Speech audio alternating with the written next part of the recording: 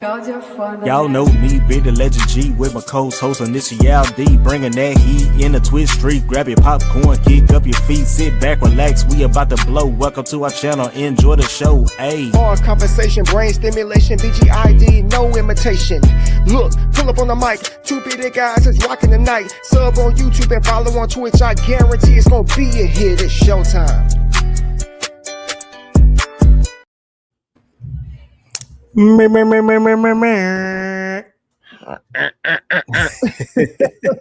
Sound off the alarms, ring the bells, blow the whistles. Because we are back. Yeah, man. It's about people like, oh my gosh, it's about freaking time. You guys still alive, right? You're right. Yeah, we alive. We all good over this way. Welcome on over back to the Two Bearded Guys podcast. I'm one of the hosts, Nostalgia, and my man, Mr. Bearded Legend himself. We'll start calling you DJ Bearded Legend. Man,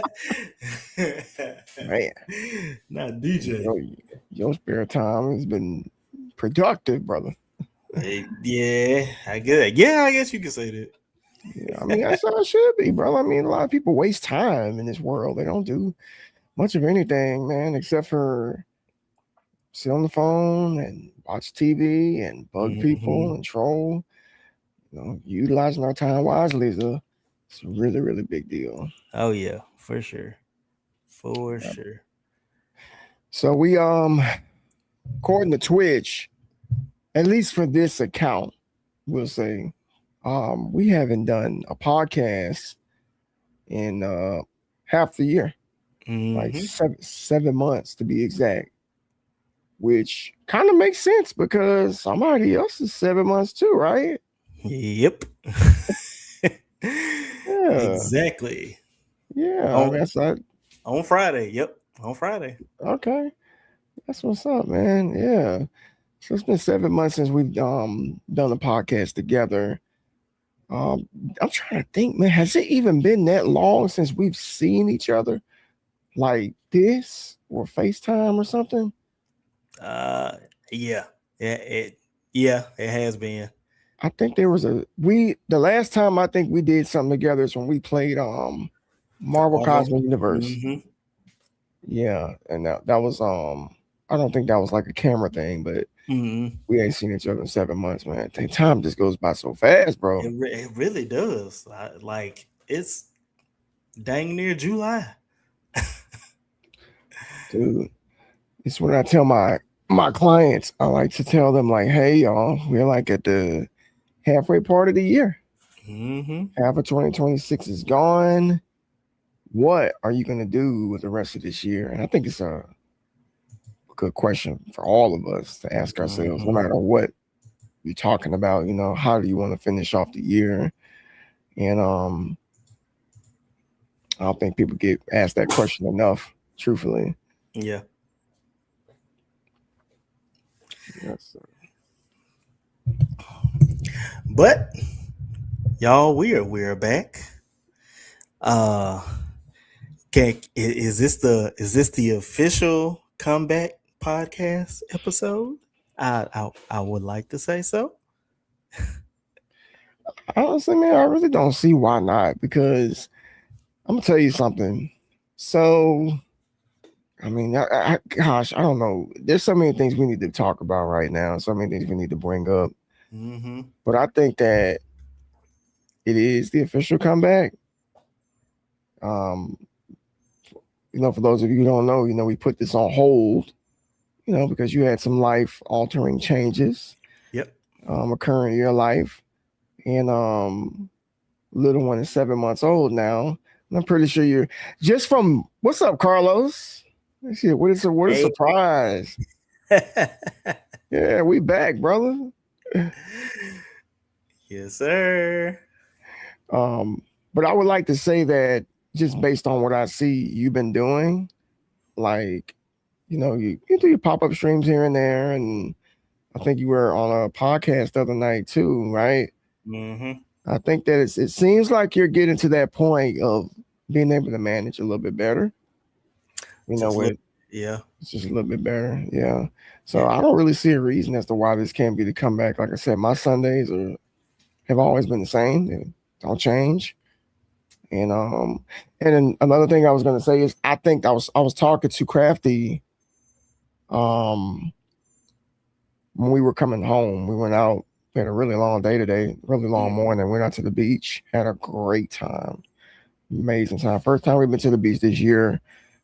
And then came back home, went out and bought her something, came back.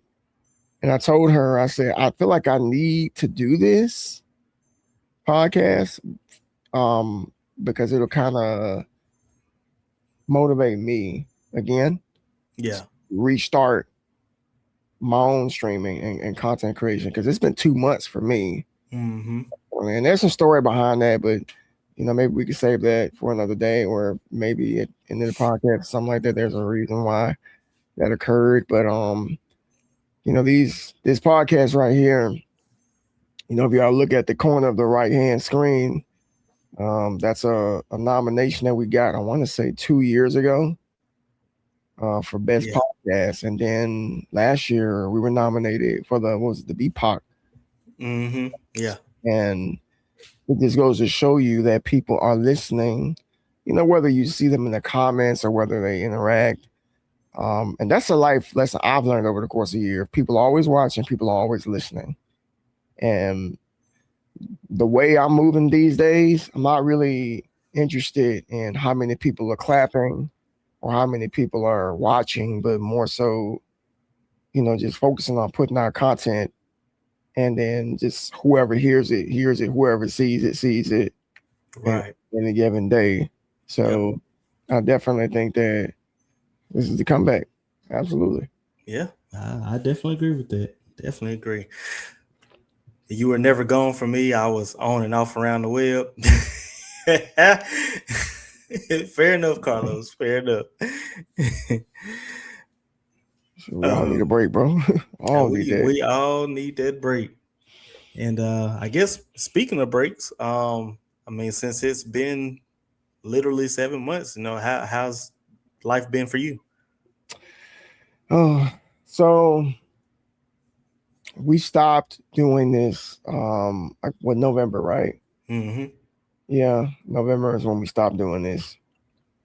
But I gotta say between that time and coming into the holidays were great. Let me start with that.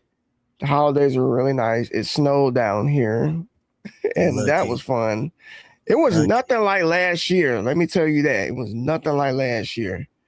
But it was great. It snowed earlier this year.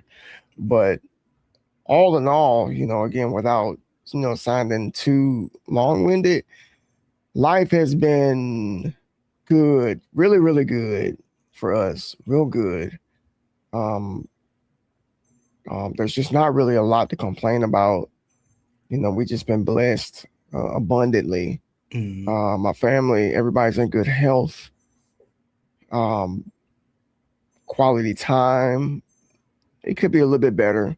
My kids are getting older now, and we're gonna kind of tie into what we're gonna talk about today. But my boys are getting older. My oldest, of course, he'll be 20 in a couple months, and which is crazy to me that I'm about to have a 20-year-old. But he's navigating through life, just trying to find himself and figure out what he wants to do, and I'm just there coaching him, of course. Mm-hmm. And my middle son is going to middle school. So he's going to middle school. He has a girlfriend. Right. He got a girlfriend. And at first, we didn't think anything of it. We just found out he had a little girl in his class that liked him. And then it just kind of went from there. Turned Oh, into okay, okay, right. okay. So that's something right there different that me and mom both have had to adjust to. Mm-hmm. And my youngest, of course, is going to the 4th grade, and he's doing good. Like I said, man, it just no complaints. Work is great, and I'm in a great place, mentally, physically, spiritually. it's just so much, man. Like we could, we'll probably do this offline, but there's so many like ideas for topics that I have, because a lot of things have changed as far as like just some of the things that I was doing last year, Mm-hmm. versus now. And I think that's just a part of time in itself, growth. Yeah. You know what I mean? Ever since right before we ended the podcast, I hit my 40th birthday. And everyone kept saying, like, oh, you're getting up there. It's about to be big 40. And I'm like, well, I don't really see the big deal. It's just another age to me. But Mm-hmm. there is something to that. Like I said, I think my thought process has matured. I don't know if it has anything to do with 40, because I kind of been thinking like this for like a couple of years now. Mm-hmm. I just think that the realization of hitting the middle points of the typical life expectancy of a foreign human just makes you look at life a little bit more deeper and a little bit more different than you typically do, Right. which is another reason why y'all haven't really been seeing me on stream. Which that's not stopping me, but again, that's another subject. But anyway, man, life is great, man. What about you? I mean, same thing. If y'all are new to the podcast, my wife and I, we had our little one back in November, actually on Dee's birthday. Yep. So, Share a and birthday finally with somebody. and she just turned 7 months Friday, and she's a blessing, man. She's awesome. Like, she literally has my personality with her mother's attentiveness, and she's great. She's starting to like pull herself up and be on her knees, sitting up, and she's sitting up straight and trying to get her to crawl, but we're just gonna wait. I think she got some teeth starting to come in, and yeah, she is a social butterfly. Everybody that sees her is like, oh, she is so gorgeous, and calling her baby doll and stuff like that. And she just looks at him and smiles and just keeps on going. So it's been great. Um, like you said earlier, had a couple pop-up streams. Uh, we did I did the charity event back in May. Um, and for news, because not everybody knows this, but Mhm. I was actually elected to uh, the executive board for the Breakthrough T1D Mississippi chapter. So I'll be even more involved with diabetes than I have been now. Um, and then, of course, you know, the DJ stuff. Well, not really DJ stuff, but It's a little bit more than DJ, I'd say, man. yeah. But yeah, man, that's what's up. What's up, Detroit time? Yeah, it has been a long time. Darn near half of a year. Well, more than half of a More year. than half a year, yeah. No, 7 months. Welcome on into the stream. Yeah, man, that's great, man. Children change you. You know what I'm saying? They change you. And you hear that all the time, but until you have your own child, that's the only time you can really understand. It's very hard for somebody who doesn't have kids to say that or to relate until you have the kid yourself. Yeah. Really, from the moment they're born, everything changes. Like the way you think, the way you react, the way just everything changes. Yeah. So, last week we were supposed to go live for Father's Day. That was the initial plan for us to boot things up and come back last week. It is really good to see you too, Detour Time. Real good to see you. Yes, sir. But we were supposed to go live last week, and some things on my end ended up change of plans, and so we pushed it to today.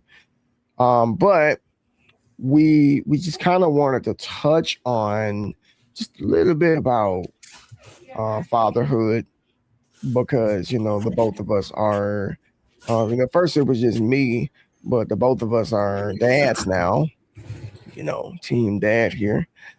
And where Loud and Proud, Crafty was like, "Do you want me to get you a dad hat like Bearded?"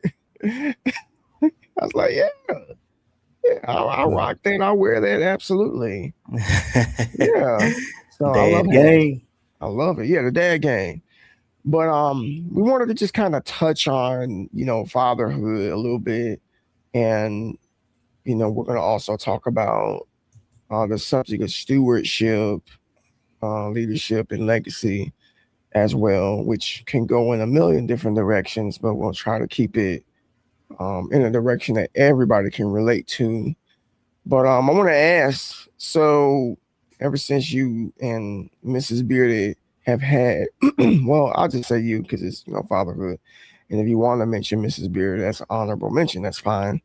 But how has it changed you, and what have you learned within the last 7 months having your first child?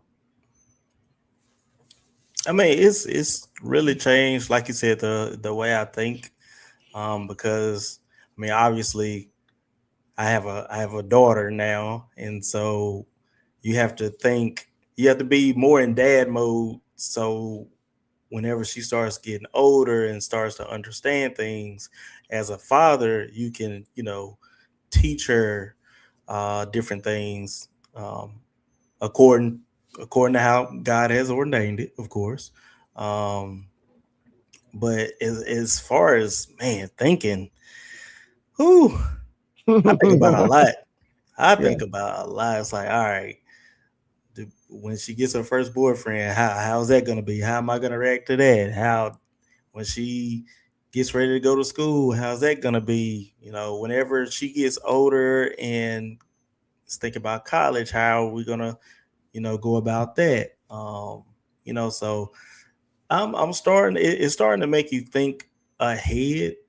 As far Hmm. as like future plans but also in the present part of it, it's also helping you. It's also making you think about, all right, in order for her to succeed when she gets older, how are we going to help her? You know, make that progress to that point. So Hmm. Yes. Yeah. Well, that definitely like I said, all of those things go through your mind, when your child is. I mean, it's a good thing that you're thinking about it like now. Like it's never too early to have those thoughts. You don't want to think about future when, she's like 16, 17, 18 years old. mhm, She's about to be on her way out of high school and onto wherever else. But it does, good parents, I'll say, it does force you to think more further into the future and play the scenarios out in your head and in your mind, and then just honestly, man, like I said, me being, I'm gonna just say the veteran dad, planning is amazing, but there's always there's some time periods where you may have to pivot as well because, like, I'll give you an example. So my oldest son, we had him pretty young. We had him at about maybe 21 and 22, mhm, or 22, 23, something like that. We were in the early 20s when he was born. Um, and neither of us, we really had no business having a child, if I'm being honest, around that time period because neither of us had life figured out at all. We were just reckless young adults. And he came along, and of course, despite us being so young, we loved on him because that was our child, you know. mhm, And I told somebody this a little while back that he literally grew up with us. He has seen every phase of his parents.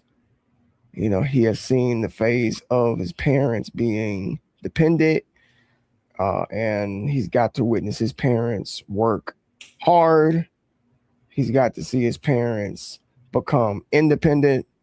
He's got to see his parents pump the brakes a little bit, just to kind of, like, that's where we are right now.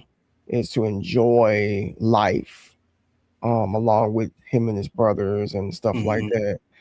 And but to your point, as far as like planning for the future for your kids, everyone knows, I'm a fitness expert and just really heavy into, working out, bodybuilding. And in my mind, I'm like, yeah, my son's gonna do what I do. He's gonna follow in my footsteps, and we're gonna work out together and all that different type of stuff.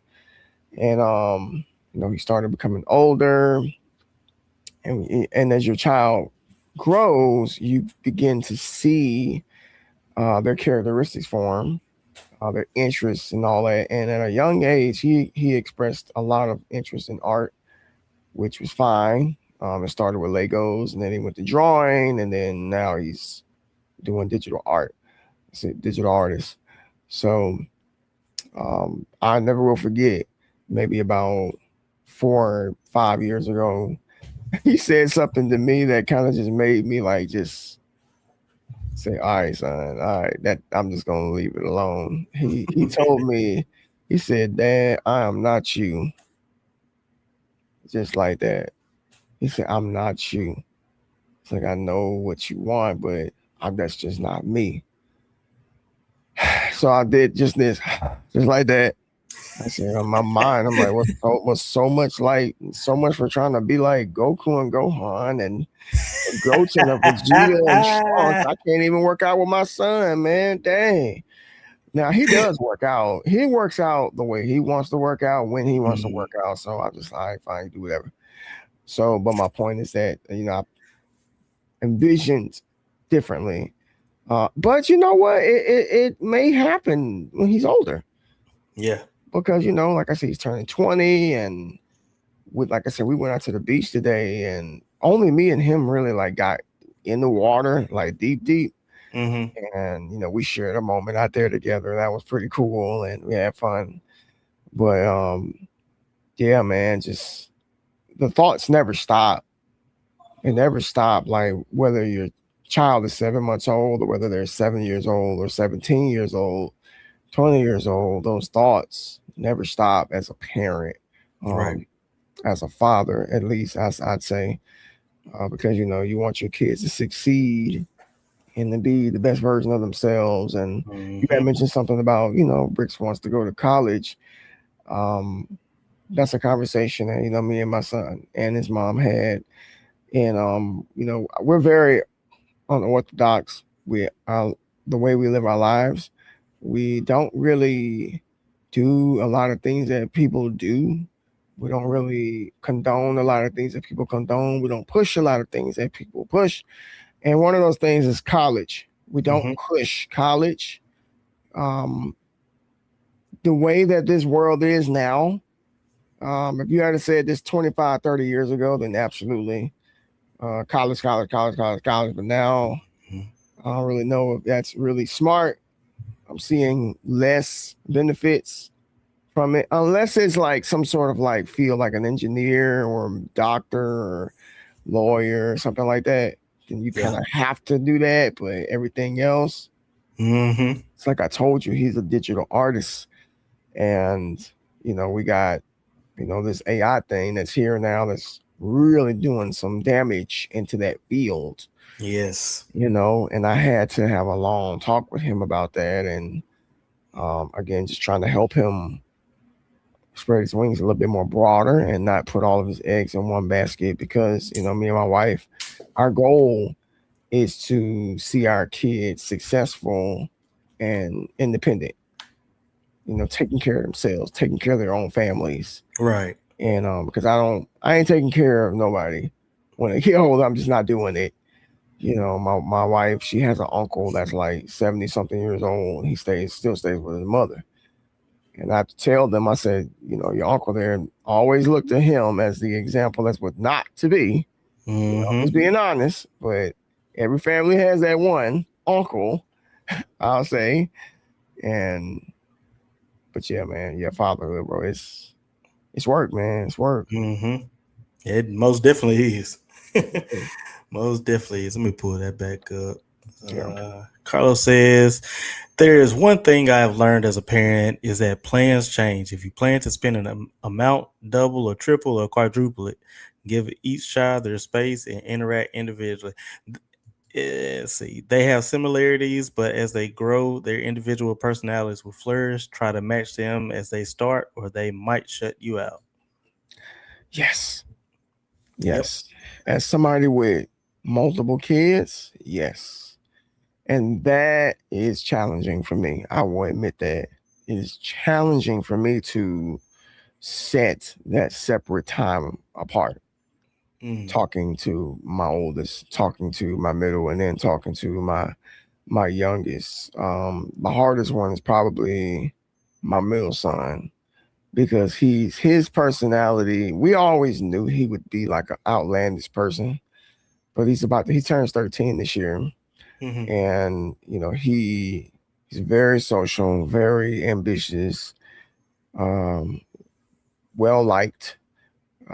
Hangs out with friends. That's just him. He's not home a lot, and it's to the point where I have to tell him like, "Hey, man, stay home today, and chill with me.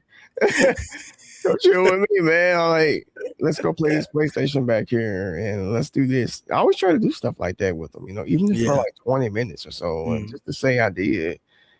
And but you're right, Carlos. They flourish as they age, and Hmm. their personalities show. And you're right, we are to match them, and we do a good job at that as far as supporting their goals and supporting what they like. And if it's something that because the thing is, you'll learn when she gets older. One minute she may like Mickey Mouse, the next she might like Pepper Pig, and now she don't like Pepper Pig, and now she likes Bluey. It Yeah. always changes. We've already experienced that one Yeah, already because she started on Cocomelon. Now she loves Miss Rachel. yeah, and that's just think about this for a second, right? Kids are the most delicate humans on the planet because at the age, I forgot what age, it's really young. I don't know if it's 1 or 2 or something like that, but between that time period and maybe about 11 or 12 or 13, they their brains are like sponges, and they gather up so much information that configurates what they're going to like, what they're not going to like, Hmm. their personality traits, languages. Those are the best times to teach a language to a person, Yeah. when they're a child of that age, because they haven't been. The reason is because they haven't really been exposed to a lot of like corruption. They always say it's easier to teach a child to do something than an adult, because adults have been through so many different. Some adults been through trauma, problems, issues. They've experienced fear, they've experienced pain, while versus a child hasn't experienced none of that stuff. Yeah. So that they don't have any walls set up, so they can learn a lot more than the typical person. So those Hmm. interests change, man. Sometimes they change every couple of months, Yeah. sometimes every couple of years. Like my middle son, he's like, getting into fashion. He's going to middle school. He's like, I don't want to wear these dinosaur shirts anymore. I want to wear, this type of shirt, this button up shirt, or whatever. So I get it. I went through the same thing in middle school. Yeah. Yeah. Car- so Carlos, with the Coco Melon phase, we took her out of that one. Now I don't know if you've ever seen Coco Melon D. Probably not, No. but so Coco Melon, it used to be a good show for the kids, but now they're on Netflix, and the newest version of it actually has two dads. Mm. So as soon as we saw that, I was like, nope, can't do it. So Mm-mm-mm. we transition over. Now she loves Gracie's Corner, but she really loves Miss Rachel. So Man, that right there is a podcast it's in itself, man. yep. Oh That's yeah, another podcast. yeah. I mean, yeah. Yeah, that's another podcast. Well, that's good. Yeah, y'all took that. I took that away by force, and because because like I said, at that age, that's when they start to like be exposed to things, and Mm-hmm. um their subconscious identifies what's normal and what's not normal, and seeing that, you definitely don't want that to be something that she considers normal, because a Mm-hmm. lot of people do. Yeah. Yeah.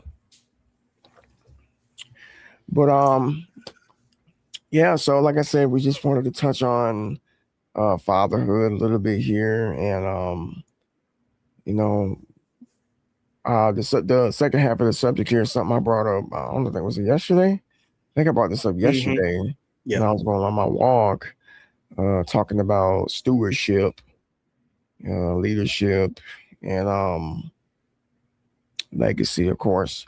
So, like I said, about a year or two ago, God really put it on my heart about stewardship. In other words, taking care of what you got, managing what you have. Mm-hmm. And I feel like no matter what arena that you place this in, this is something that we all need to be practicing. Whether we're talking about family, your family, your marriage, your job or career, your finances, your possessions, all of these different things. And what really brought what I want, why I wanted to talk about this, it, brother, man, every single day, the things I hear blow my mind. The things I hear people say, the positions that people are in, especially financially. I mean, I guess maybe like I can like harp on that one right there, since that's something we all can relate to, Mm-hmm. because everybody don't have children and everybody's not married. But I come across like a lot of people who are in bad shape right now, just not doing well financially, constantly in the state of lack, and never seeing the light. I was gonna make a Facebook status the other day. It was something, I think I was gonna say something along the lines of, if you have been in the same position for like 10 years and nothing's changed, and you're the problem. Yeah. It's not your circumstances at that point. It's you. It's how you are managing your life. It's how you're managing what you got right now. That's the problem. Because I could tell you personally, like when I started taking stewardship seriously, um, things started changing for the better. Mm-hmm. There's a Bible verse that says, "Whoever can be trusted with a little bit can be trusted with much."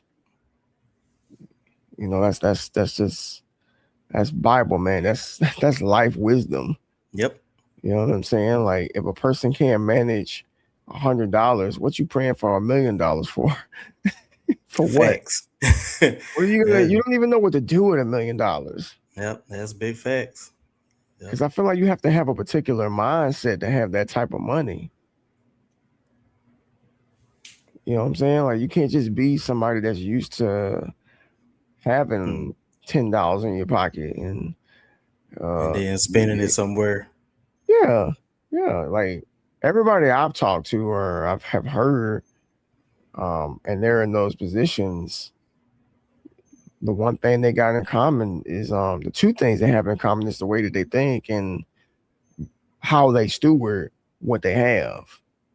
They're not out here just blowing money and just buying stupid stuff. Like they're investing, they're saving, and that's a good yeah, how could I forget, man? Let me rewind right quick. So I took my family to Disney World Mm-hmm. a couple of weeks ago, and it was mind you, the first time I had ever been to Disney World. Never been. My kids had never been. So that was an amazing experience for all five of us. Um, I had put some money. I had been putting some money aside, just to help out with the trip, and it's just amazing how just watching how you spend and then putting something aside, how fast it can grow. Yeah. Yeah. How fast it can grow. And I know people that don't save money at all. Like they don't save nothing. Like they just say, "Man, I don't." They say they literally can't save because every dime and penny and whatever's going to this bill, Bills and yeah. that Hmm. past due deal or whatever. I'm like, man, you can't put $3 aside. Just three, two, one. Like you can't put $1 aside a day. Like, come on. So that's why stewardship and management of finances is something that I want to just touch and talk about. Yeah. I don't Yeah. know, maybe I may be able to you as well might be able to share some things that can help some people out there listening right now because 9 out of 10 people have like financial problems. 9 out of 10. And that number's way too big. So, and I remember, I asked God years ago, like, why are so many people in trouble financially? Like, I just wanted to know why, and I believe the answer was somewhere along the lines of just poor stewardship. Oh yeah, for sure. Because I mean, like when they're, and I think this can go for. I'm sure you probably were like this as well. Like whenever you got money, it's like, all right, cool, I got money. Let me go buy something. Yep. Let me go buy those new J's they just came out. Mm-hmm. Mm-hmm. Let me go buy this console that I've been waiting to get. Yeah. So I mean, everybody's been in that phase. Yeah. And I'm sure people are still in that phase. Um, but at some point, you got to realize, especially when you have a family, like Yeah. some stuff you got to cut out.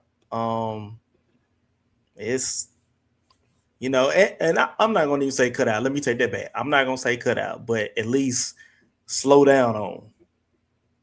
Yes. Because you Mm. can't sit here and say, nah, you just got to stop buying stuff altogether. It's just like No. more so, you know, hey, I know we take trips all the time. We got to cut back on the trips a little bit, and then Hmm. you know, Yeah. Yeah. I understand. Like, yeah, we definitely should not be in a position of never doing anything or, excuse me, never buying ourselves anything. Like example, like for me, if I wanted to buy like shoes every single week, I can. I can do that. mm. Like Lil Flip said, I can do that. I just saying, man, I can do that. I got the ability to do that, but do I do it? No, I don't do it. There's a couple of reasons why. Number one, I don't feel like I need to. Hmm. I just don't feel like I need to just buy shoes just because. Like when I buy shoes, it's because it's something I really, really like, and it might have been a while since I bought some. Like last year, I didn't buy a single pair of shoes last year, and so far, I've only bought 2 pair of shoes this year. I Well, no, remember that. three pair. The third pair was for the wife. I bought her a pair, so we got the Mm. same pair of shoes, and then I bought one back in January. So, um, but I find myself, thinking first, like, okay, why do you want these shoes? Do you Hmm. want them for you, or are you trying to impress somebody? And for me, it's really me. For me, I don't really care about anybody thoughts or feelings about me. I do Right. it for me. Um, but at the same time, this is also a part of stewarding and managing. Knowing when not to purchase something, knowing when not to do this and not to do that. Um, Not responding to every sale that happens and whatnot. So, um, It's funny you say that. yeah, as a gamer, you know, I'm around a lot of people that purchase a lot of games on like Steam and stuff like that, and I'll look at the deals and I'll determine whether it's a deal for me or do I really need this game, or it's Mm-hmm. got to be something I truly, truly, truly want, man. Like the last game we bought was Resident Evil Requiem when it came out. I felt like it was worth it. Yeah. I, and it was, and me and the wife are invested in that series. Yeah, So we exactly. And that's a valid reason for you to for you to get that game. right, and then now the big fuss is GTA 6. Mm-hmm. So a lot of people I have not pre-ordered it. Um, I don't know if I'm going to. I don't know. I'm just I'm going back and forth with do I want it or do I not want it. And the reason I say that is because I really didn't get into 5, so I don't even know if it's even worth me even doing it because I didn't really, like I said, I didn't experience 5 that deeply. Mm-hmm. So I kind of dropped off from GTA stuff after 4. Yeah. But I've been looking at it. I'm like, you know what? I might, but we'll see because the game is going to be $80, and I'm like, whew, my gosh, I did not like mean to do that. that's all right. Give me, yeah, $80 game, man. Wow. So and again, as a dad, a parent, husband, a spouse, these are the things, the decisions that you need to make that are smart. You Yeah. know, choosing between buying your children's back to school clothes or this $80-$90 video game, Mm-hmm. you know but if you're in a position to where you can do both, and fine, just do both, Yeah. or if you can do without one, then just do without it. Yeah. No, I agree. So I guess Carlos, you said something that really hits the nail on the head. Moderation. Yeah, Like, you know, of course we're not saying, like I said, we're not saying just cut ties with everything that you do, but yeah, you have to do it in moderation, especially when you have kids, because again, if you're wanting to build a legacy or a future for your kid, you know, that's where you start. It's like, all right, we eat out a lot. It's time to cut back and start cooking. We we order off Amazon all the time. All right, it's time to cut back. If it's an actual need that we need it, then cool. But if you just want it, then that's a different story. Um, just things of that nature. The backpack can hold one more year. oh Look, yeah, yeah, it can. Carlos, all right, confession. I literally have shirts and polos and jeans that I've had since I was in college.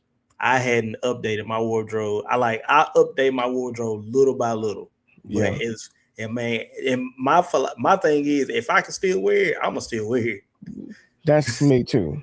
That is me too. I have a lot of clothes from like ages ago that still fit me pretty good, which I think is a good thing.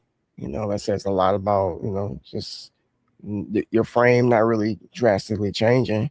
Hmm. And it also shows the quality of them clothes too. So, Exactly. Yeah. you know, I don't, I, we, me and the wife, we talk about this all the time. I always tell her, like I said, man, I really need to like buy some clothes. Just, whether it's some new socks, underwear, or Hmm. what I'm saying, just shirts and stuff like that. Yep. I don't have a humongous wardrobe. I know some people like they have like my wife, she got a walk-in closet, but I know some people that got a walk-in closet and that thing jam packed, like of just clothes, clothes, clothes everywhere. Yeah, oh yeah, I'm sure. We already know. We already know. Yes, sir. Yes, sir. But I don't. I had to make room, man. Like that, I can't count how many times I put like clothes in the Goodwill, like a Goodwill, and just took it stuff I know I wasn't gonna wear anymore, Yeah. or maybe I just couldn't fit. I'll like just take it and donate it And then that kind of forces me to have to go out and buy new clothes and stuff like that. Some people might consider it just, being what do you call it, minimalist Yeah. or cheap. Like, it's not cheap, and it ain't being a minimalist. It's just I don't see a need to spend an excessive money on a bunch of clothes. I do like variety. Don't get me wrong, Oh but yeah, yeah.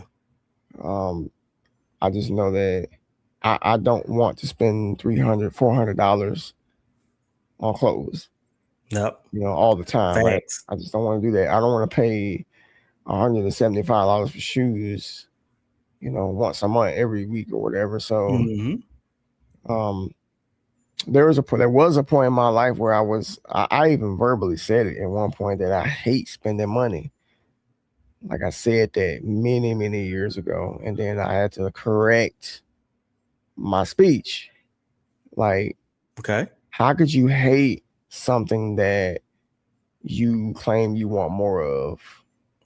Ooh, You that's know a what good I'm thought. saying? How Yeah, could that's a you good thought. hate? And that just changed my thought process completely. And one of my clients, we were talking a couple of weeks back after I came back from vacation, and she was like, if anybody ever had that opportunity to go do those things, you should do it. Because it's not like you can take the money with you. You Mm-hmm. gotta leave it here. Like, yeah, you're right. But that's not an invitation to be a fool with it either. But Right. at the same time, me and Crafty, we have this thing, like, if it's what you want, get it. Okay, like, we don't like settling for just for the sake of having something. Mm-hmm. Like, if I see a pair of dunks or whatever, a specific color I want, and I don't see that color, but I see another brand with a similar color, I'm not buying the other brand. That's not what I want. Yeah. We Just wait. You'll wait till right. dunk And come out. yeah, and it's it may be a little TMI, but we were shopping today. I was looking for underwear, and we went to two different stores, you know, and she didn't understand. Like, she's like, it's just underwear. She's like, why don't you just get this one and that one? I'm like, you ain't the one wearing it. I said, I'm like, man, I'm gonna get what I want. If I'm spending money, I want it to be on what I want, not like just to settle. Yeah. Yeah. So that's just me. I mean, like, if you're gonna buy a car, don't you want what you want instead of just, nah, man, you just gonna get that one over there in the corner? Like, I don't want that. Yeah. I want what I want. Now, I know there's something to that. I get it. Mm-hmm. Credit and stuff might play a role, but maybe fix that first and then come back Yep. to That's get it. what you want. That is it. My oldest clothing piece was a gift when I was around 13 or 14 ish. It was a great quality shirt. Man, look, I'm telling you. And people be surprised. They be like, oh, that's a nice shirt. Yeah, I've had it for years, you know? Yeah. Yeah. Uh, so if you have all the needs and requirements covered, do something fun with the money. Spend it on what you want, but do so without losing control. And I think that's Yeah. the biggest thing, that last little bit that you said, is do it without losing control. Hmm. Because once you start buying stuff, every time you see something brand new, you're gonna want it. And one thing that I've learned from taking the financial peace course with Dave Ramsey growing up, he says it all the time. Just because it's on sale does not mean you gotta buy it. Yeah. Because that, I don't know, man. I think, like, psychologically, man, like, when we see sale, it equals buy. It equals Like, cheap. just Hmm. get that right now while you still can.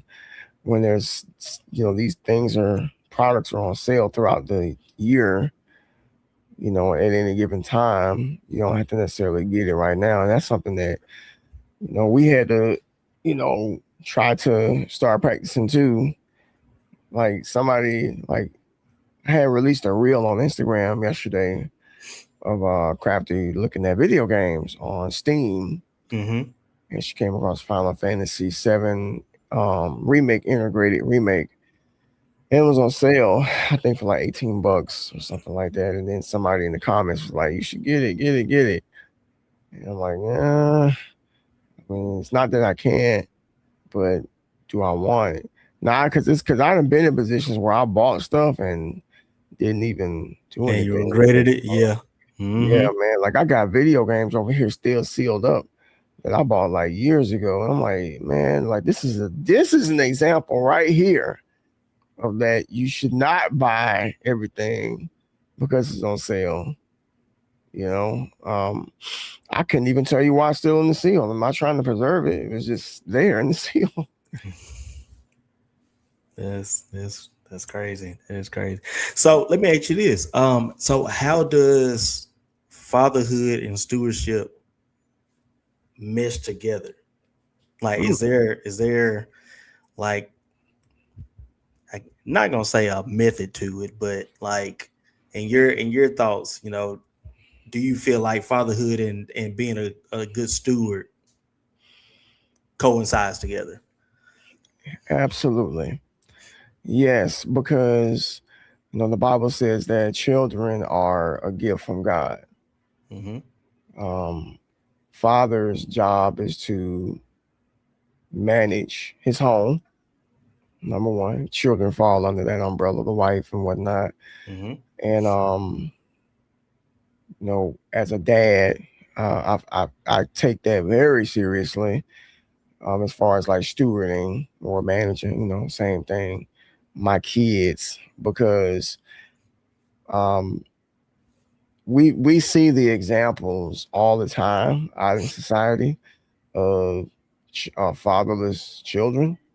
Whether it be young ladies or young men, they're missing elements that they didn't get from the dad because the dad wasn't there, Mm-hmm. and because of that, a lot of them tend to run off of impulse and they run off of emotions, and they don't really have any control because they didn't have that stern masculine foundation from a father Right. that only a father can do. Now, this is no shade to moms, single mothers. You do what you do, but you are a mother who has no husband or father in the life, and that's the reality of it.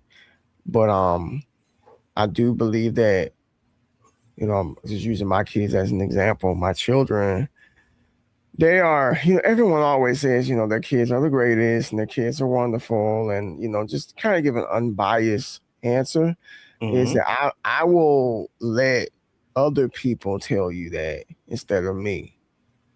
And just from what we know, whether it's teachers or just people that they come in contact with, will always compliment their manners, how they're so nice and sweet and considerate and helpful and things Yeah. of that nature.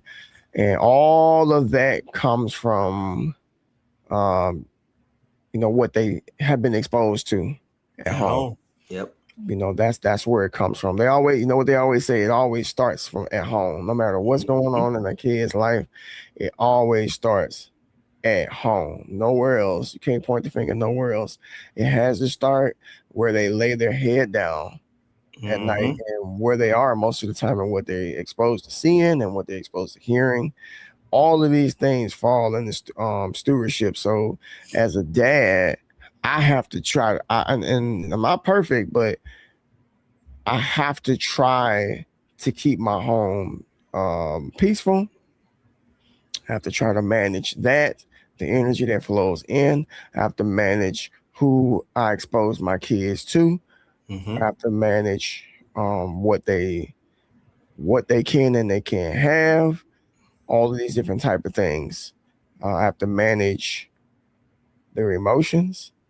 I think you had somebody, Carlos mentioned earlier, the undivided attention Mm-hmm. and not just bunching them together and say, okay, let's go, kids. Like, no, just prioritizing slots like Yeah. throughout the week. That makes them feel special. Like that makes them feel like, oh wow, like it's just me and dad and not the Yep. other Yep. two.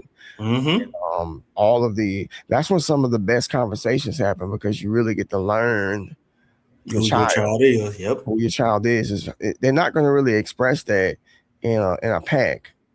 Like you'll get bits and pieces of it, but you'll never really know who the child is unless you get that undivided attention with them. Mm-hmm.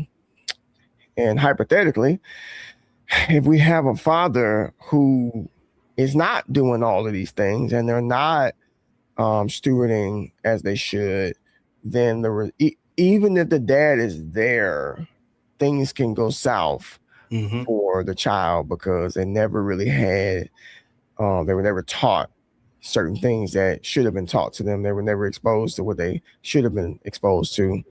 Um, my marriage is like I said, my children are the byproduct of our marriage. So it's important for me to show my kids how I treat their mom Right. because them seeing that and they get themselves involved with young ladies. I mean, one of them already is. They know like Mm-hmm. dad would never do this, this, and this. You know, he only loves the mom and does what he can for her, and I'm gonna do the same thing. Like all of that is stewardship. Yeah. You know what I'm saying? So Mm-hmm. it's not so much about what I can give my kids. It's not so much about what I can buy for them. I mean, those are um like icing on the cake. Yeah. But Yeah. but the framework of fatherhood comes with, just me covering all my bases. Right. And Right. are you going to get it all right all the time? Probably not. Mm-mm. But the thing about us is that like my family, we don't have a problem with um calling out things or apologizing, when somebody's wrong, or Yeah. whatever the case may be. Right. So and to sum all of that, what's up, Peaches? Good to Hey. see you. Hey. But to sum it all up, fatherhood and stewardship do go together because it determines the type of child that they will end up being. And then on the other end of the pendulum, neglect can pretty much ruin a person Right. because there was never any solid foundation there to begin with. Yeah. Yeah. And I agree with everything that you said for sure. One thing that I was thinking about the whole time is like, you were saying, managing the family. I mean, it's very self-explanatory. God tells man to be the head of the household as Christ is to the church. So, I mean, this ain't nothing from the street that we learn. This is, Mm-mm. if you are a religious person and you study the word, then you can see this is an actual commandment from God. For the husbands. Husbands love your wives as Christ loves the church. And so all of that goes hand in hand. I think being a father it's such a reward. I'm gonna just be Yeah, real. It is such a yeah. reward. Like I love spending every waking moment with my daughter. When I can. Um, and it's just one of those things. Like you look at her and it's like, all right, what can I do to be 1% better of a father than I was yesterday? You know, Hmm. um, and so that's how I look at it. Yeah, yeah. I mean, you're right. I mean, you said something a while back in one of our voice notes. One of the hundreds of notes that we've left. And it was somewhere along the lines of of what you just said, but then you said something else that was along the lines of it's a blessing to get to be her dad. You don't really hear that a lot.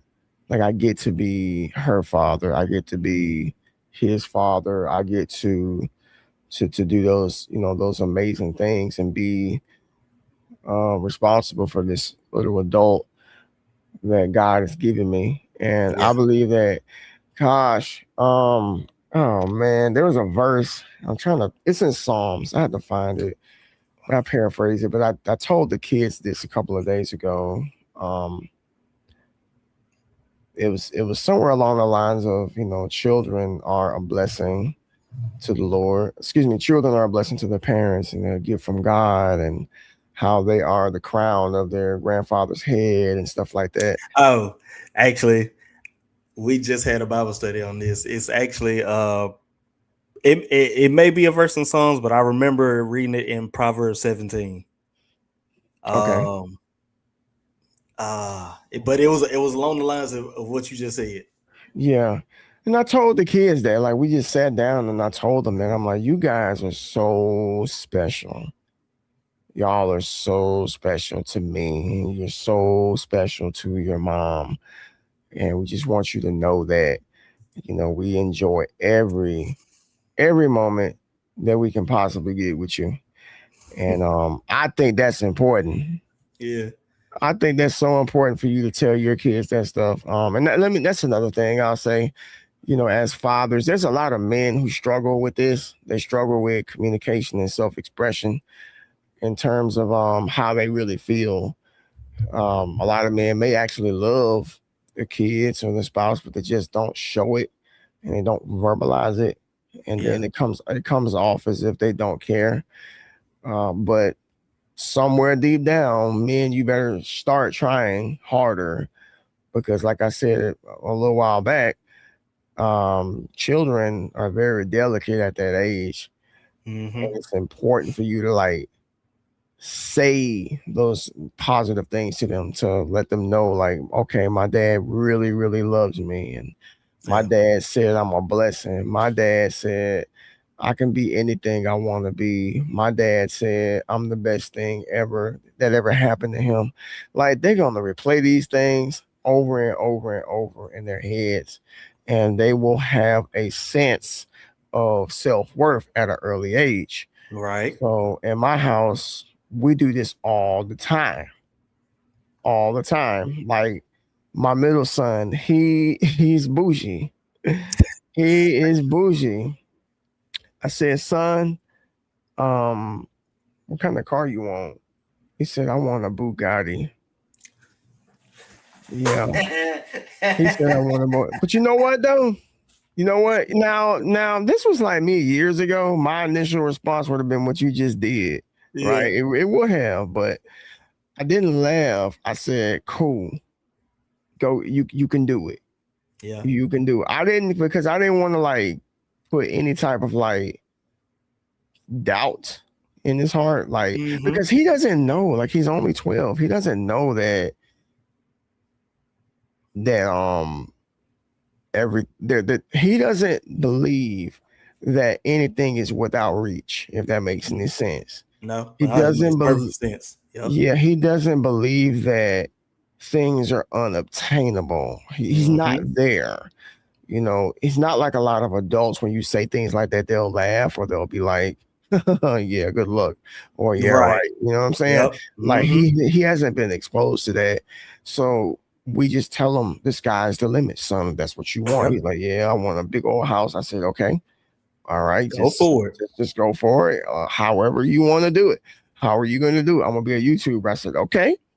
I mean, that's what you want to do.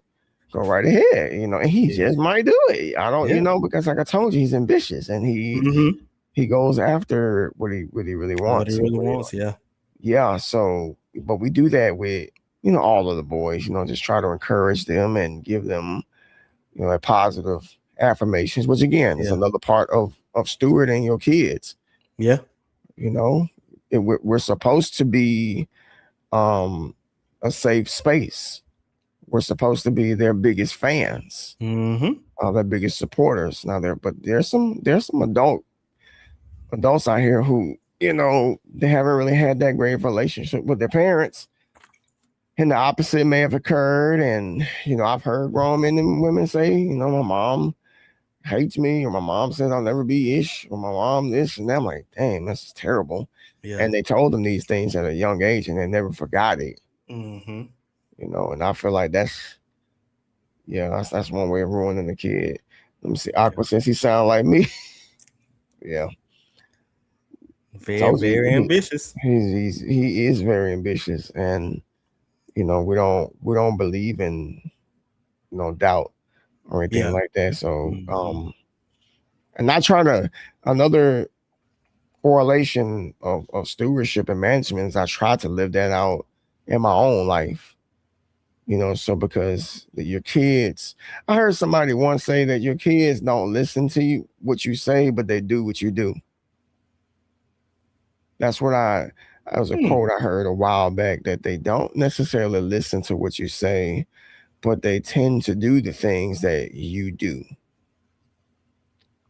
So you can sit and you can lecture and you can give advice, all of these things. But if they see what you're doing is not lining up with what you're saying, they're Yeah. going to disregard what you're saying and they're going to practice what you're doing. Mm-hmm. That's it. Yep. Yes. So that puts pressure on me, as dad. Like, okay, I got to show my kids what hard work looks like. I have to show them how to get out here and get it themselves. I have to show them what it looks like to not give up. I have to show them how to respond in a particular situation without being emotional. I have to show them how to do all of that and still be level headed at home. Mm-hmm. Um, because again, once again, there's so many people who grew up in homes where there was nothing but arguing and yelling and screaming and just strife, and we don't want that for our kids. Right. I'm not trying to, me and Crafty, we made a conscious decision to create a family that we're creating a family that me and her never had. Her parents divorced when she was 15 or 16 years old. I don't know if I don't know if she's in the chat. I don't think so. She thinks she's cooking. But her parents divorced at 15 and 16. My parents were never together, and I was never raised by any of my parents. I was raised by my grandparents. Mm-hmm. So neither of us really had the ideal family dynamic. And so when we started having kids, we made a decision. Like, we're not gonna be like the families we were born in, and we're going to be um we're just gonna be better. Yeah. We're gonna do the best we can. We're gonna do we're just gonna be better. Mm-hmm. So and that's why we do what we do. Yeah. And along with that stewardship, and God calls us to do that. Stewardship is not just about taking your kids to church and stuff like that. Like, man, that's thinking pretty small if that's all you think stewardship Yep. is. Mm-hmm. Um, God is literally saying, hey, make this kid the best that you can Yeah. There's with more than that. what you got. And again, it's like the parable of the talents. With the three servants in the Bible, God gave the three servants talents. He gave one, I don't know, I'm paraphrasing. He gave one like maybe 6, and then he gave another one 4, then he gave another one 1. And then the Bible says he gave them the talents according to their faith. So each of them had different levels of faith. Mm-hmm. And then, the first two, they basically doubled or tripled whatever they had. And then the one that had one talent went and buried the talent. And the master came back and realized, like, the first two did really, they were trusted what they were given, and then it tripled or quadrupled or whatever. And then the one that didn't do anything with it, or that didn't move, or that didn't act in faith, um, the master called that person wicked and took it away from him, and then gave it to, I think, the one who did the most. So Yep. my point is, you know, again, we're talking about stewarding, we're talking about managing right now. There's a lot of, I don't know who's watching right now, but there's a lot of you out there who desire to be in a better position in life, and you want more money. You want to live in a better neighborhood. You want to drive a better vehicle. You want better. And there's nothing wrong with wanting better, but you got to make sure that you're doing right with what you got right now, because that Bible verse says that God gave to them according to their faith. Mm-hmm. So in other words, like in layman's terms, we have what we have according to our faith right now, or according to what we're capable of managing. Yep. Again, if you can't manage $600 a week on your check, then there's no way you'll be able to manage $600,000 a week. It's not happening. Yeah. It's just not. And I learned, when me and my wife started, being better stewards over our finances, and taking our, some of y'all might not want to hear it, but taking our tithing and giving more seriously, which is again a part of God's system Mm-hmm. of Yep. managing and stewardship. um, Things just started changing. That's what better way to manage your money than to honor God with it. Yeah. You know what I'm saying? And the people that I know that have a problem with that tend to be the ones screaming for help all the time. It's like that they don't have any money. I said, I don't ask much. I don't ask nobody for money. I don't borrow money. I don't have to. I'm good. Mm-hmm. I ain't no big spender, but if I want something, I'll get it. Um, but I'm also quick to like not spend money too. You know, Always have, like I think Carlos said it in one of his comments, take care of your bills and your household, and if you got something left over, then go ahead. Yeah. Get you a little something. That's cool. It's all about how you budget. Right, right. So, but yeah, man. I mean, I know I said a mouthful, but yeah, fatherhood. Like I said, and if you just came in, like I said, last week was Father's Day, and we didn't get to do this last week, and I wanted to do that. Make sure that we touched it because you haven't been on here since your child was born, and just give everybody that insight as far as like what it's like to be a new dad, and for myself, being a dad that's been 20 years in, just about, two different worlds, two different perspectives, but the same job. Yeah. Whether you've been a dad for 7 months, doesn't matter. You're still a father. Still the biggest job you have is right there in your home, your Mm-hmm. wife and your children. You know, and I watched this video, and this isn't about fatherhood, but I don't care. I'm gonna just mention it anyway. I watched this video, I think it was a couple of days ago, about how, and this is all in the Bible, about how husbands are going to be judged by God, based on how we steward our marriages, steward our wives, Mm-hmm. and because it's the illustration of two people get married, the father, is bringing the daughter down the aisle and then giving her away, Mm-hmm. trusting that this man is going to do right by her. Like it's just it's a picture of, I did all I can do for her, and now I'm giving her to you to finish the job. Yeah. You know, and and to sum it all up, the Bible tells us in Corinthians that Christ gave his life for the church, and as a husband should do the same, for his wife. And that's, I think that can tie into what the kids witness. Like I said, it's critical for our children to see how we treat our wives, because that's the next generation.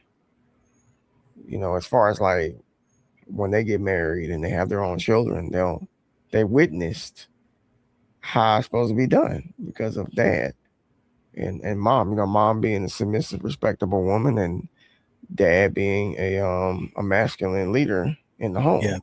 Mm-hmm. Not necessarily not ruling with an iron fist. Not on no Joe Jackson type of stuff. You know what I'm saying? Oh, but we also ain't Mr. Rogers either. So you got to know. You gotta know when to put your foot down, man. I had to do that earlier today. Lately, down, I don't know how it is in Mississippi, but we get these house flies, man, and I'm so tired of these flies, man. In the summertime, it's weird. So, um, the boys take paper towels and they put them like over like their bowls and plates and stuff that they're eating at. And I had told them this a while back, but I had to get really stern with them. But I said, look, I don't want to see another bowl or a plate with a paper towel over it anymore. Because what they're doing is that they'll put their food at the table, they'll eat a little bit, put the paper towel over it, then go back to the room and go do something else. Go back, go watch whatever or play a game. I said, guys, sit down and eat. And that's it. And my middle son, you should have seen the way he was looking at me. It was just like, I said, yeah. I said, because if you do it again, I'm taking this away. I'm taking that away. We're past the phase of spankings. Right now we just gotta hit them where it hurts, and that's phones. Take away the game. Yep. Phones, tablets, computers that fall apart when you do that. So,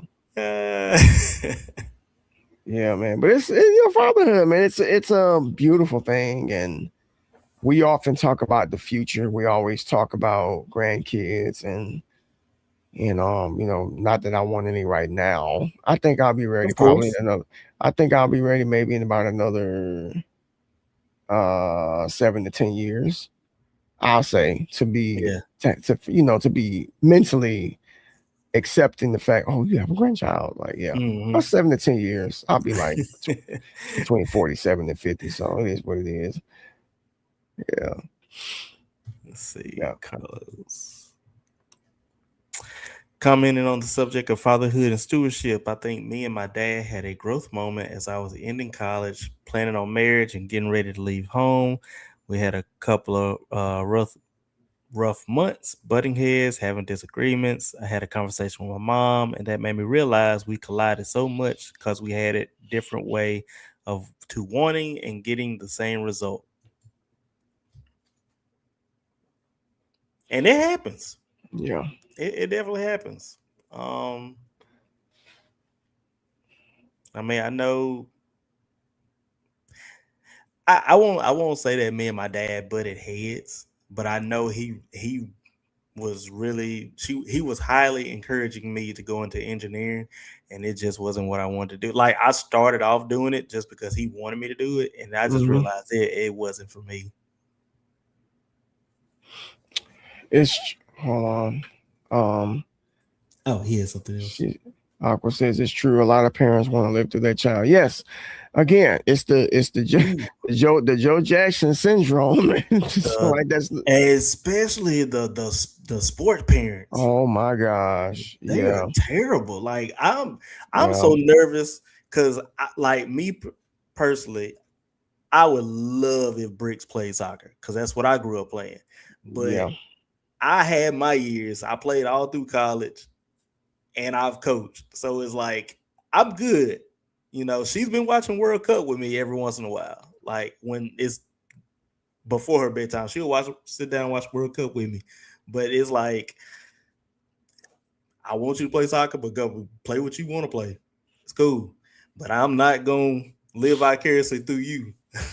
I just don't see how these parents, they go to these games and argue and fuss and fight. And it's like, bro, these are kids. Let them play. It's bad. I talked to a guy at the beach today, and we were talking about how a lot of parents spend like thousands and thousands of dollars on their kids playing, especially football and baseball, them too, basketball too. But travel teams, yeah, and they spend all this money, and then once they get to college, I graduate high school, they kind of get burnt out. Yeah, and they don't really want to do it anymore. So in my mind, I'm like, what the heck was it all for then? Like, why you spent all this money in hopes that your child would make it to like the major leagues or NFL or something like that because you got hurt? And So it's just like I mentioned earlier, like I would love for my son to like be a gym rat like me. I would love to like go rep for rep, set for set, get hyped up in the gym. I absolutely would love that. But like I said, at this phase of life, it's just not it's not there. And again, it could change later. But I think for me, it's as long as he's doing something to take care of himself, I think that's good enough for me. You know, he doesn't have to mirror me in every way or whatever. So, and that's just I just leave it at that. You know, again, like I said, like Aqua, you said that parents want to live through their child. My son said, "Dad, I'm not you," and he's not. He he is a cross between me and his mom, but he falls more in her personality type. So like personality wise, me and him are nothing alike. Like he would never do what we're doing right now. He's a very private person. He's very quiet, very low key, much like his mother. Mm-hmm. So when I when I saw that, I respected it.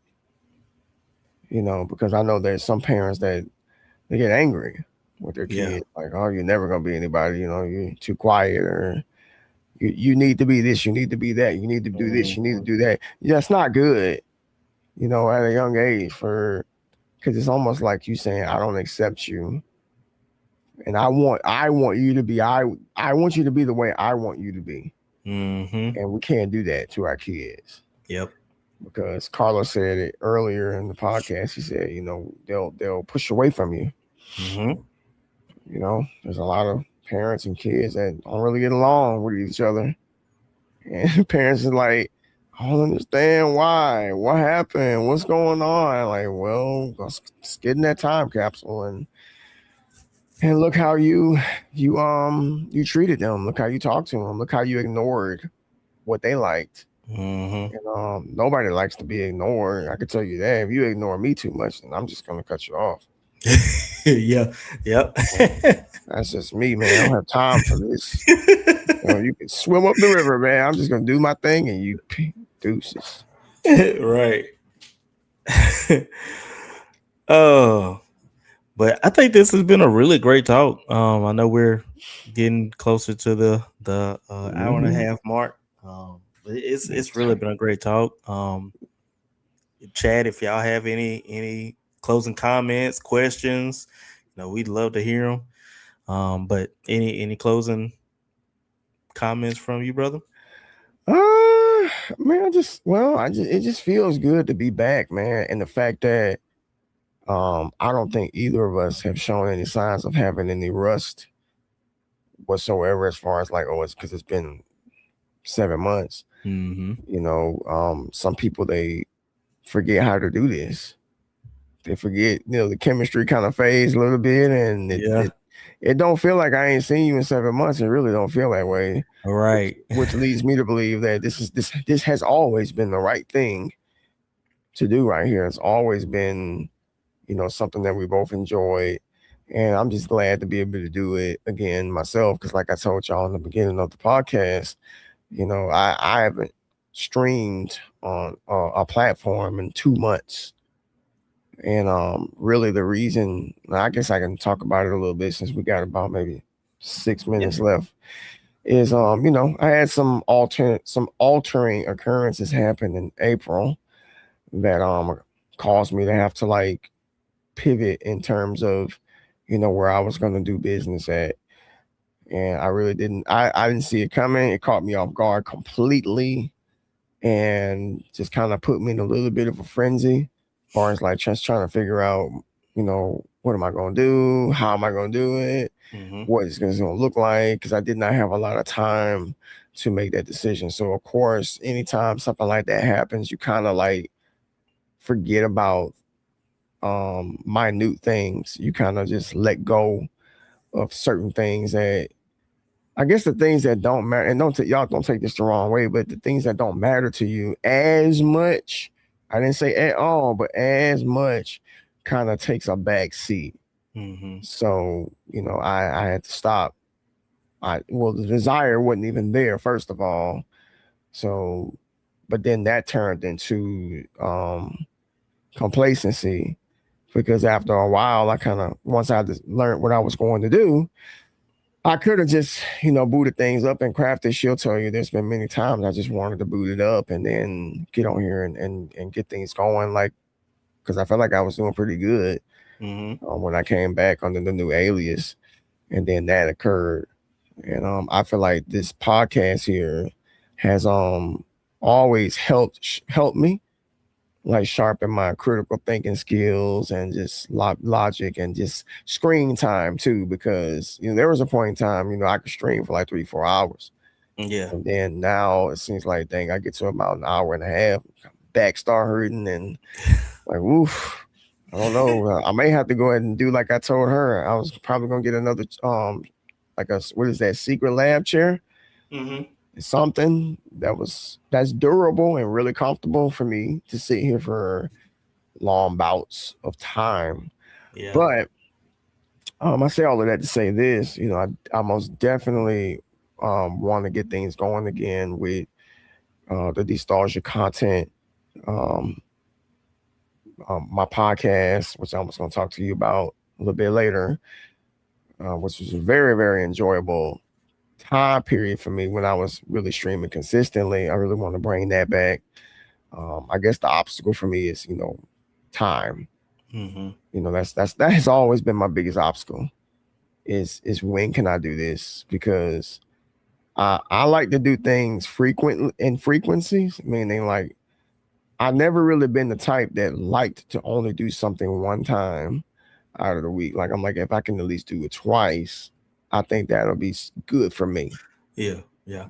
So it's just, Crafty's always like, you could have streamed today. You could have streamed today. You could have streamed today. You could have did it this day. You could have did it that day, but you didn't do it. And Yeah. I was like, yeah, I know. But and one day I was supposed to stream one night and completely forgot. I think I remember that. Yeah. Completely forgot. I was I came home and I was sitting right over here, and I got up, right? I don't know what I was doing. I probably was playing around on my phone or something. I went in the room, I went back to the kitchen, and my middle son was like, I thought you were streaming, Dad. And I looked at the clock, I was like, oh my gosh. I genuinely forgot. And I had every intention on doing it and just forgot. So yeah, man. Yeah. It'd be like that. But it's good that, like, Crafty and the boys are like, you could have been doing this. You could have been streaming this day. Like, it's always good that they're invested in your interests. Yeah. So They always have been. Like, ever since the beginning, they have always been supportive, and they've always been interested and even engaged, like herself, with her, because she ain't did anything either. I don't know if you noticed the pattern, but when I go incognito, so does she. Yeah. When I come back, she does too. And she's having that same conversation as well. So I kind of feel like if I don't do it, she's not going to do it. And I got it's a nice, cute little story here. So when I first started streaming, the end of 2020, I was just streaming with the PlayStation 4, and because that's all I had at the time. I didn't have no computer or nothing like that. Didn't really have a lot to work with. And I got my first PC February of 21. And I'm like, awesome, man, I got my computer and I'm going to do this, I'm going to do that. All the cool stuff that streamers do. And I ended up creating a intro, with the same website I told you about, Render Forest. Yeah. And there was this song, this music that you can play. You can pick different random music from their website. And every time I would play that song of the initial D, the former alias, the kids would come running in the room.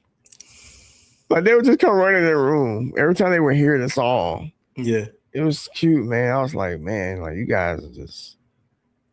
I mean, I guess it just told me, man, like they pay attention and they like it Mm-hmm. and if anything, man, I think it'll probably motivate me to do this for them, and just have them the fact that they know daddy's in there streaming and Yeah. they always are respectable. Like they know, like, okay, we got to be quiet for a couple hours because we don't want to make too much noise. Mm-hmm. It's a little different now because, our home is pretty large and I have the room at the far end of the house. You really can't hear anything over here. Like our bedroom is way on the other side of the house. Mm-hmm. But the boys are right next. Oh, they right next to me though. They're right over there. So sometimes I can't hear them. Yeah. But if I'm doing this, they know not to say anything. But I know y'all have heard them at some point. But Yeah. you might hear them yelling and screaming. I'm like, oh my gosh, let me. So usually I'll do this. I'll.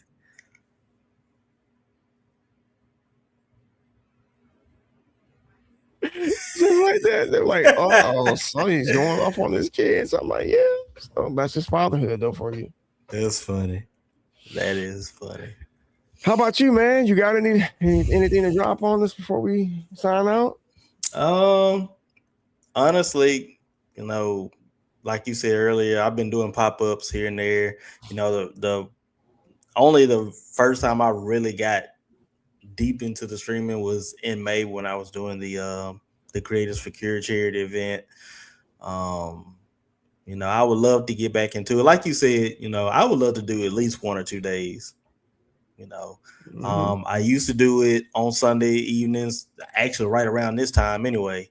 Um, for a couple of hours, I was playing Resident Evil 2, Yeah. and you know, people been, honestly, people been asking me when am Yeah. I going to get back on the Resident Evil 2, and it's just Yeah. like I I was don't know. interested too. Yeah. I would love to do it, but it like you, it has to take some planning. Now that I got a 7 month old, because Yeah.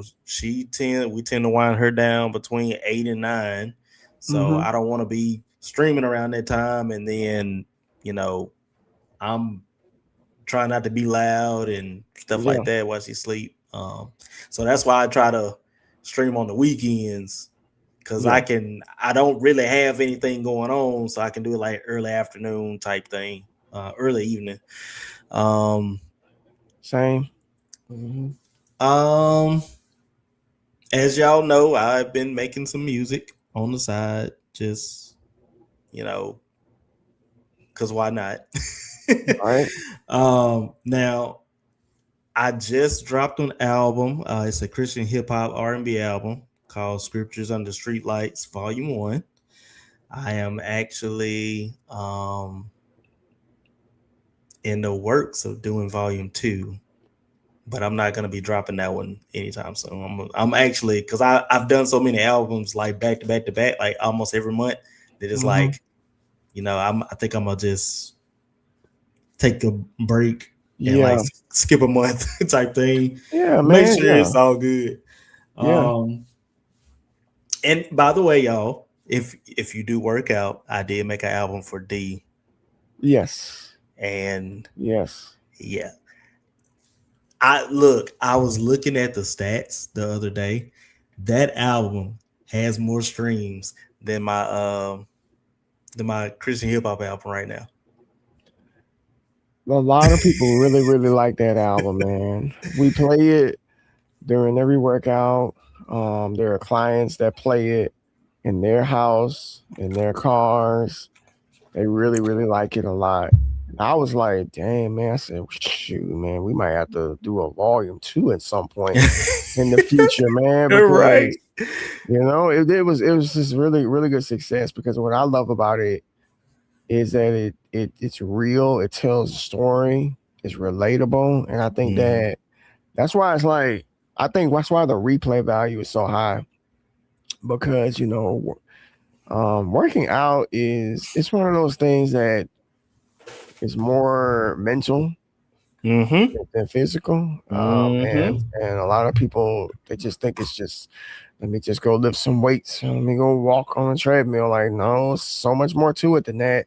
Yeah. And I think that the message I got from that album is the importance of discipline and doing what you need to do, regardless of whether you feel like it or not. And I said, you know what? This doesn't just apply to fitness, but this could apply to anything in It's a life, life, man. yeah. Like just because people, a lot of people don't feel like going to work, but if you don't do it, then let's see how that works out for you. Yeah. Because Yeah. So I gotta ask, and if you don't mind asking your crew, like, do they have a favorite song on there? I will ask them. I have not asked them. I do know this. I do know that one of my clients' daughters, she likes the song Heavy Days. Okay, yeah, She that's a likes good that one. one. She likes that one right there. I like that song too. I feel like that's like a good song for like maybe Wednesday. Mm-hmm. That hump day. That's when Midweek, yep. people really start feeling kind of like, oh man, I don't feel like doing anything. And then you hear that song right there, like it amps you up. Mm-hmm. So I think that's the importance. Just again, maybe we can talk about this in the future about how I think we did talk about music affecting us. I think we We did. did. I think we did it last season. Okay, yeah, because I don't think we talked about the scientific side of it though. Mm-mm. Okay, well, I think we might have mentioned it a little bit, but we didn't touch on it a lot. okay, well, there's a scientific side of it that is very critical as far as how our actual body responds. Because it's been time periods. I don't know where I was at yesterday. I was somewhere, and I heard some music playing, and I'm just like, just you know what I'm saying? We've all done it before, or your feet. You ever like been like in church and you hear a song and you start tapping that foot, you stepping that foot, man. Get the church shoes on, you just hitting that. You know what I'm saying? So it's just a natural response that the body has alongside music, and it's got a lot to do with the water and just neutrons and stuff that are in our body. It's pretty cool how everything is connected. Yeah. But again, there's been time periods, I've been tired and I hear a song and it'll amp me up. Marquita, Crafty, she has a song that I wish she was here to hear this, but she has a song that she plays when she's about to do like something hard, and it's Push It to the Limit. Okay. She likes the Scarface version? Yeah, the Scarface version. Yeah. Not the not Rick Ross. Not the Rick Ross version, but the Scarface version. She plays that, when she gets ready to do something. I'm like, hey, I was like, whatever you gotta do. Get after it. You know what I'm saying? So a lot of times for me, it's like it could be Metallica or Stained or something like that. Something heavy. Yeah. Metalish really amps me up. Yeah. It just makes me a completely different person when I'm working out. So, and the crazy thing about it is I don't even listen to these songs like in the car or just, yeah, I just do it when you work out. I just do it when I work out. That's it. So, but, hey y'all, we definitely appreciate, these comments here, whether you're on Twitch or whether you're on YouTube, you're listening and just spectating. And, if you haven't already, give this stream a like. You can share it, subscribe to the channel. This is not a one and done. The Two Bearded Guys are officially back. We'll be streaming every Sunday. I know we stream a little bit later today, but if it's gonna be 4 or is it gonna be 2, I guess we can kind of converse. Yeah, we can talk about it. If that's if that occurrence happens every Sunday, then we can adjust. But we really, really thank y'all for y'all support, and we really miss this, and we're glad to be back. And we'll see y'all next week. All right. Have a good evening. Peace. Peace.